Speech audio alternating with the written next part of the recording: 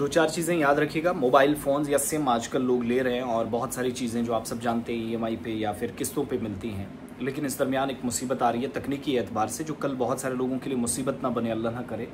तो मेरे हिसाब से आवाम के लिए ज़रूरी इतला है और मैंने मुनासिब समझा कुछ चीज़ें आपको बताना ज़रूरी है। पुलिस अथॉरिटीज़ इस वक्त काम कर रही हैं, सिविल और पुलिस एडमिनिस्ट्रेशन लगी है। बदकिस्मती ये है कि अथॉरिटीज़ ने जिन जिन इलाकों में काम किया है या जहाँ पर किया जा रहा है, ये जो क्रैकडाउन चला है, उन लोगों के खिलाफ ज़्यादा, या जिन्होंने एक या एक से ज़्यादा सिमें रखी हैं और सिमों का गलत इस्तेमाल हो रहा है, वो लोग तो हैं ही, लेकिन प्लस जो सिम देने वाले लोग हैं, जो स्टोर कीपर्स हैं, मुख्तलिफ जगहों पर काम करते हैं, और जो वेंडर्स हैं, सिम बेचने वाले हैं, फिर इसका मिसयूज़ करने वाले, जिन पर कार्रवाई शुरू हुई है। कार्रवाई का आगाज़ नॉर्थ कश्मीर से हुआ था। आहिस्ता आहिस्ता ये कार्रवाई पहुंच गई है साउथ कश्मीर और आसपास के इलाकों में, और रेगुलेटरी जो गाइडलाइंस हैं उनकी खिलाफ वर्जी हो रही है। इसका सबूत पुलिस ने दे दिया है।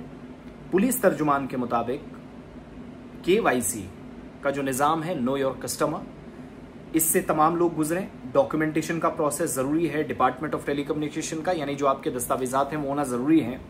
उसके बाद जाकर इस तरह का कोई काम करें। और कोई भी ये जो आसानी के साथ कहीं पर आपको सिम दे देता है और फिर पहला रिचार्ज भी कराने के लिए बोलता है, कोई पेमेंट आपको नहीं करनी पड़ती, 1 महीने तक चलाते हैं, खुदा न खास्ता कल ये आपकी परेशानी का सबब भी बन सकती है, रीज़न बन सकती है।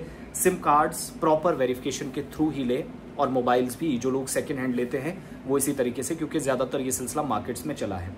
इंस्पेक्शन जो की गई उस दौरान पता चला कि बहुत सारे लोगों ने सिमें दी थी, लेकिन जो बायोमेट्रिक आधार वेरिफिकेशन होती है वो कस्टमर्स के लिए, वेंडर्स के लिए, दोनों के लिए ज़रूर होती है, उसमें कमी पाई गई। फिजिकल प्रेजेंस नहीं थी, यानी मैं सिम लेने जा रहा हूँ, मैं दुकान पर गया ही नहीं, किसी और ने मेरे नाम की सिम ले ली, ये सिलसिला भी चला है।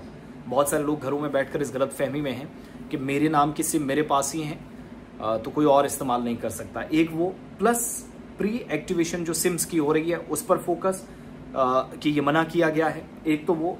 और अगर किसी ने सिम लेनी, मान लो मैंने सिम लेनी है, तो मैंने अपना पहला नंबर भी देना है जो अल्टरनेट नंबर के रूप में काम करेगा।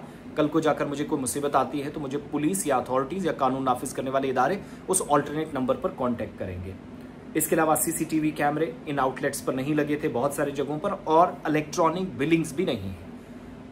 हमने वही सिलसिला, ये हमारी सबकी गलती है कि हम कहीं सरदर्द की दवा लेते हैं या कहीं टैबलेट्स लेते हैं तो हम कहते हैं 10 रुपये की दे दें, 15 की, पत्ता उठा लिया और उस पर बिलिंग के प्रोसेस से नहीं गुजरे, ना बिल मांगा, ना हमने इस तरह की जहमत की।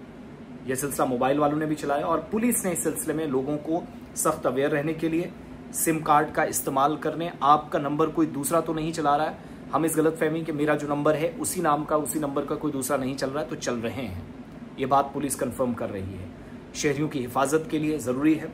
और आने वाले दिनों में जम्मू कश्मीर के मुख्तलिफ इलाकों में कार्रवाइयाँ देखेंगे, जो जम्मू में भी शुरू हुई, सांबा में, कठुआ में, इंटीरियर बेल्ट में, पीर पंचाल बेल्ट से लेकर नॉर्थ कश्मीर तक कार्रवाइयाँ हुई और कई लोगों से पूछताछ की जा रही है। तो मेरे हिसाब से शहरियों के लिए ज़रूरी हिदायत हैं, और अवेयरनेस के एतबार से मैंने मुनासिब समझा कि आप लोगों को बताया जाए।